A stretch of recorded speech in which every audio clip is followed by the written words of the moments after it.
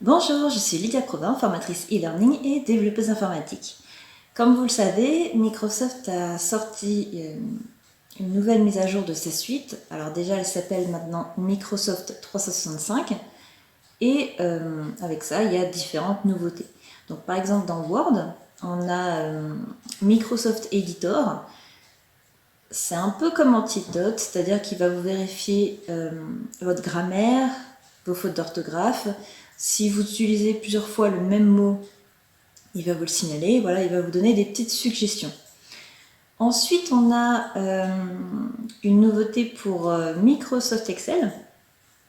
Alors, il y a pas mal d'années, il y avait un petit outil qui s'appelle Money. Et donc là, ils ont décidé de l'intégrer sous forme de template. Donc c'est un modèle Excel dont vous pouvez mettre en relation avec vos comptes bancaires. Et en fait, ça vous permet d'avoir votre budget vraiment synchronisé et de pouvoir mieux le gérer. Et enfin, on a deux nouveautés sur PowerPoint.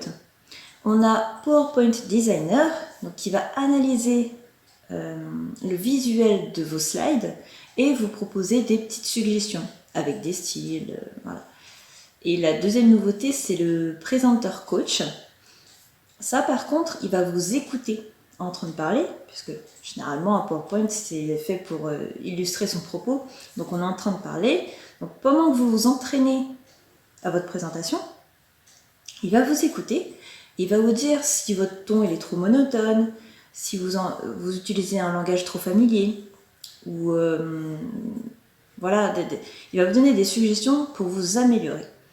Donc voilà, tout ça c'est des fonctionnalités plutôt pas mal. Par contre, ça remplacera jamais l'humain.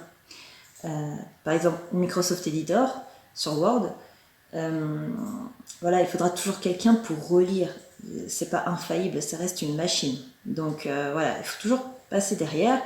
Pareil pour le présenteur coach.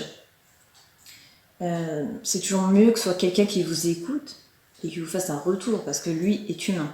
Voilà. Mais ça peut être des bonnes aides déjà pour commencer tout seul. Et après, rien ne vous empêche de tester votre présentation sur quelqu'un ou sur un groupe. Voilà.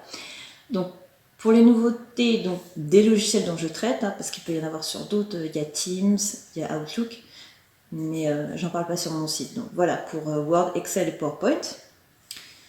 Et ensuite, la deuxième chose, je vous annonce que je pense que cette vidéo est la dernière de mon challenge. Alors, la première raison, la raison principale, c'est que je ne sais plus de quoi vous parler dans ces vidéos. Là, j'ai épuisé mes idées. Alors, c'est pas les idées de tuto qui me manquent, je le répète, c'est face caméra. Déjà, j'ai essayé par 2 fois de vous expliquer des choses de formulaire Excel ou Access, c'est pas facile. Quand j'ai parlé des formulaires Access pour les filtrer ou hier de Excel VBA, voilà, c'est pas facile d'expliquer sans montrer. Donc j'ai plus d'idées dans ce sens. Donc, face écran c'est bon, mais face caméra j'en ai plus. La deuxième raison, du coup qui engendre la première finalement, c'est que là j'ai plus d'énergie entre mes commandes clients, le webinaire que je devais organiser le 7 mai, à mon avis c'est mort, rien n'est prêt, ni les mails, ni le contenu du webinaire tout simplement, rien n'est prêt. J'ai rien commencé, je sais même pas le titre exact du webinaire que je voulais faire. Donc pour le 7 mai, à mon avis, c'est mort. C'est dommage parce que je voulais le faire justement avant la fin du confinement. Comme ça, on a potentiellement plus de temps. Mais bon, de toute façon, il y aura peut-être d'autres confinements, malheureusement. Donc pour ça aussi, les checklists. Alors les checklists, le contenu est prêt. Maintenant, il reste la forme. Comme je veux le faire sous forme d'infographie, ça prend du temps. Donc voilà, tout ça, ça va épuiser. Je me fixe des deadlines, mais il y a un moment donné, on ne peut plus. Donc, plutôt que vous faire une vidéo où je raconte n'importe quoi, je préfère m'arrêter là. Par contre, si vous avez des idées, toujours face caméra, n'hésitez pas, j'y répondrai, il n'y a pas de souci. Là, j'ai plus d'idées, donc j'ai décidé, je m'arrête. Si vous avez des idées, vous me le dites en commentaire, et à ce moment-là, je ferai une vidéo. Mais voilà, j'aurais pas tenu jusqu'au 11 mai, Je crois que c'est 12e jour là. J'ai tenu 12 jours, c'est déjà ça. Pour quelqu'un qui a l'habitude de faire des tutos face écran, c'est déjà pas mal.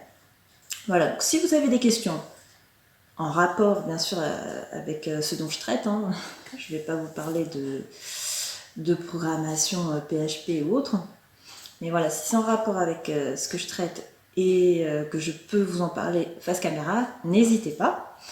Et sinon, bah, on se retrouvera pour un prochain tutoriel, donc sûrement, comme je vous le disais, sur le menu développeur de Windows et de Mac. Mais sinon, il n'y aura plus de face caméra. Voilà. Bah, en tout cas, je vous souhaite un bon confinement et puis on se retrouve bientôt.